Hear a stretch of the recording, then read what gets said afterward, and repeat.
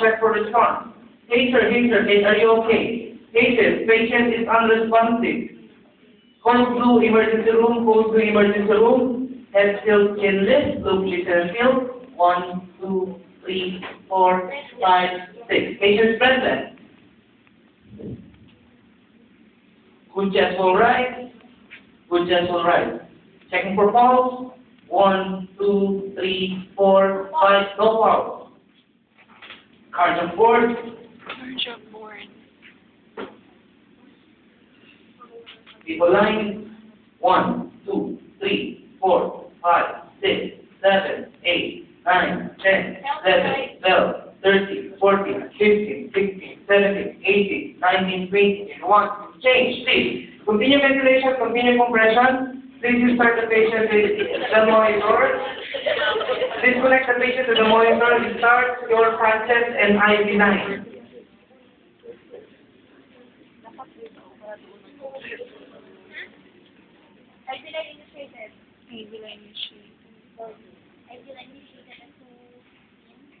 Okay, please attach the patches.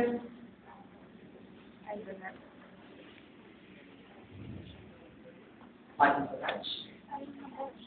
Patches attached.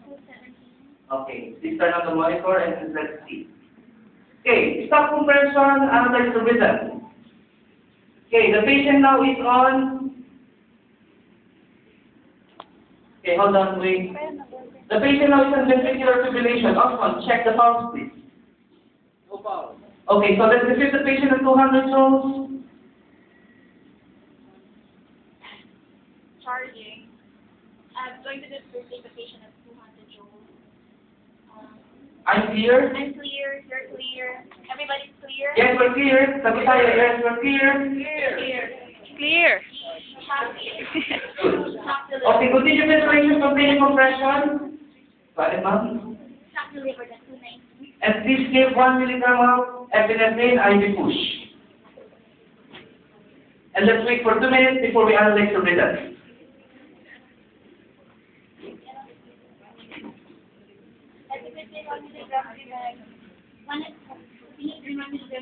Recorded at 219. Okay, let's wait for 2 minutes. Just do the compression and ventilation. 30. 2 minutes. Okay, 2 minutes, start compression, analyze the rhythm, switch role. The patient now is on beta. Airway, can you check for the pulse, please? No pulse. No pulse. So continue ventilation. Please shock the patient at 200 joules. Charging at 200 joules. I'm clear. You're clear. Everybody's clear. Yes, we're clear. Clear. Shocking. Good. Shock delivered. Shock delivered at 200 joules at 220. Okay, continue ventilation, continue compression. But when was the last time we give epinephrine? 219. Can we give epinephrine? Yes, 3 minutes of catalysis. Are you sure?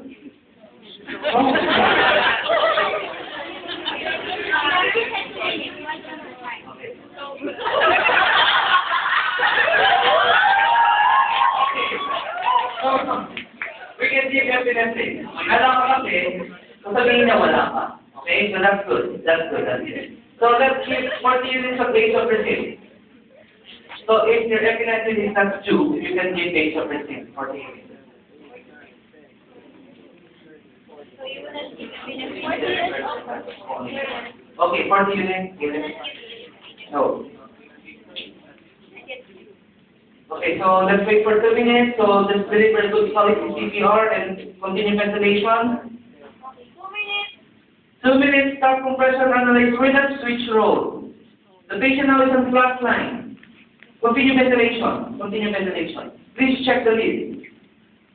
Are all in place? Yes, okay. Leads are intact. Can you check for the pulse, please? No pulse. Okay, no pulse. Can you please increase the size of the ECG monitor? Okay, confirm the patient is on asystole. Continue ventilation, continue compression, and let's give.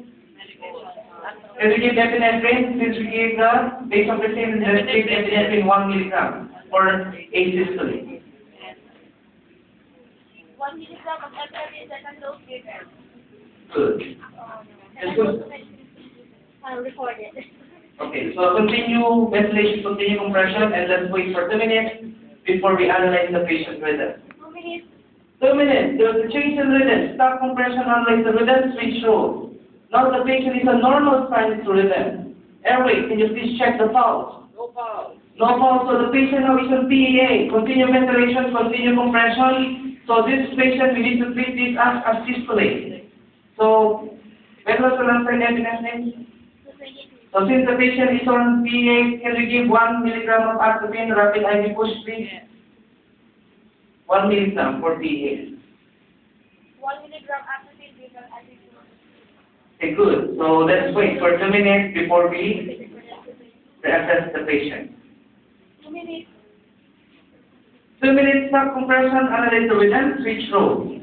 The patient now is on SVT, or atrial tachycardia. Okay, so more than 150, 200 beats per minute. Can you please check the pulse of the patient? Yes, there is a pulse. Okay, good. So continue ventilation, standard compression. So SVT, can we give 6 milligram of adenosine, rapid IV push, please? And raise the arm. Okay. 6 milligram atropine given 8 hours. Okay. 6 milligram recorded at 224. Okay, the patient is with pulse, so try to check the blood pressure of the patient.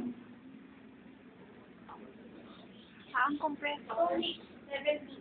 Patient is still hypotensive. So let's start the patient at 400 milligrams, diluted with 250 D5 water of dopamine. We start at 5 mics per kg per minute. So how many ml? That's 13. 15 ml per hour. So we start the dopamine at 15 ml per hour. Okay. Dopamine started 400 milligrams, 400 milligrams. diluted to 50, 250 D5 water. Okay. Start at 5 mics per kg per minute. You can start at 5 mics, you can start at 2.5 something. ml per hour. Okay. Then, Dopamine 400 milligrams. 250 ml. you take water. 5 water. Start at Started at 5 micrograms per kilogram per minute. Okay, 2 minutes. There's a change in rhythm. Continue ventilation, standard compression. Patient is on sinus bradycardia. Can you please check the pulse? Okay, with pulse. With pulse. Okay. So continue ventilation, standard compression.